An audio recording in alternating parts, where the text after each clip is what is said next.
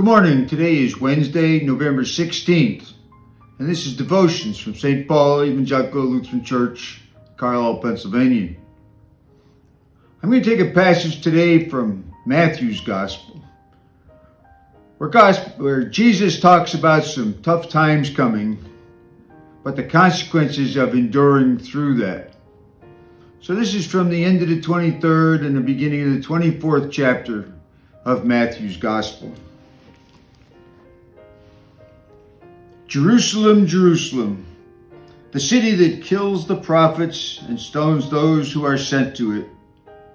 How often I have desired to gather your children together as a hen gathers her brood under her wings, and you are not willing.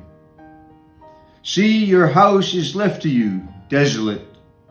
For I tell you, you will not see me again until you say, Blessed is the one who comes in the name of the Lord.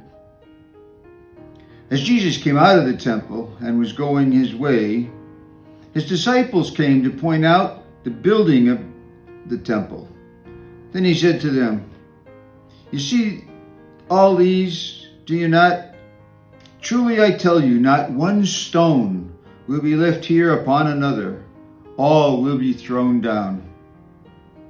When he was sitting on the Mount of Olives, the disciples came to him privately, saying, Tell us, when will this be, and what will be the sign of your coming and of the end of the age? Jesus answered them, Beware that no one leads you astray. For many will come in my name, saying, I am the Messiah, and they will lead many astray. And you will hear of wars and rumors of wars. See that you are not alarmed, for this must take place. But the end is not yet. For nation will rise against nation and kingdom against kingdom, and there will be famine and earthquakes in various places. All this is but the beginning of the birth pang.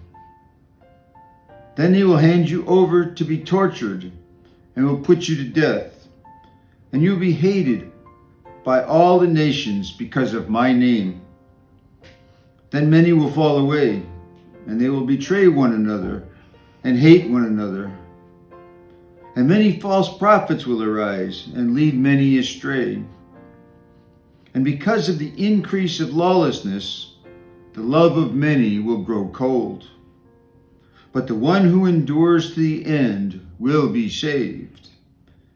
And this good news of the kingdom will be proclaimed throughout the world as a testimony to all nations, and then the end will come.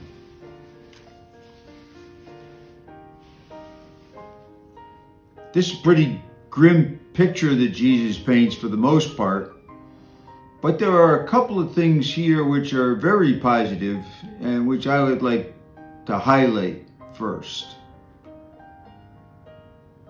Early on, Jesus is talking to Jerusalem and says he wants to gather Jerusalem together as a hen gathers its chicks under its wing.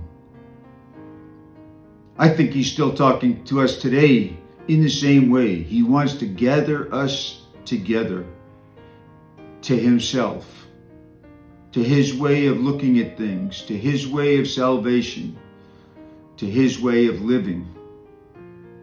Now, all the things he talked about in between, you can see them just by looking. The news is full of them every day. Wars and rumors of wars, earthquakes, famine, false prophets, people falling away from the faith, people going their own way, people thinking about themselves first. All those things are happening. And unfortunately, for some of us, it even happens to us when we're not as consistent with our faith as we ought to be. But Jesus is positive. He assures us, he reassures us, and he says, I want to gather you together.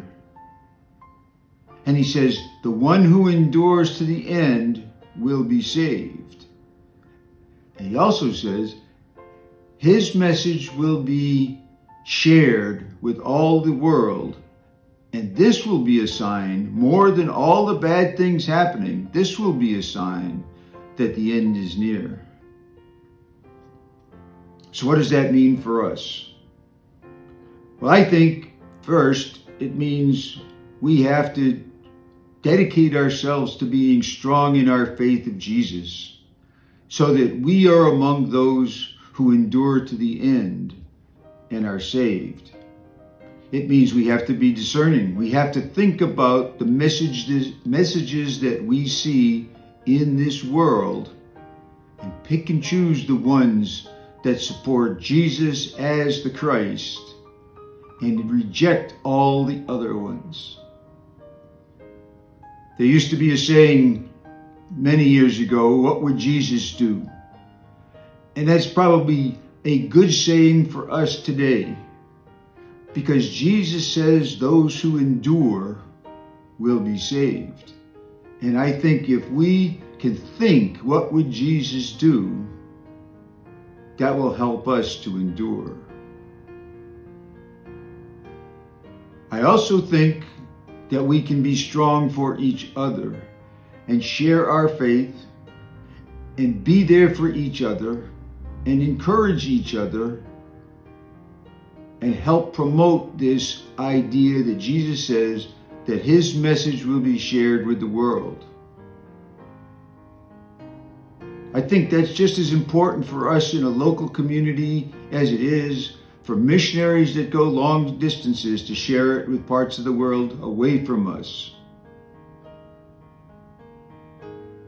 But mostly, we have to look deep within ourselves and see Jesus and see that he is right here with us, that he wants to cover us just like a hen covers her chicks, and he wants to protect us and guard us and guide us and love us. And keep that in our minds all the time so we endure to the end. This is a grim passage, but there are so many things in it that we can take as positives, as promises from Jesus, and I hope we will reflect on those. It's important for us to believe in Jesus and be strong in that faith. Thank you.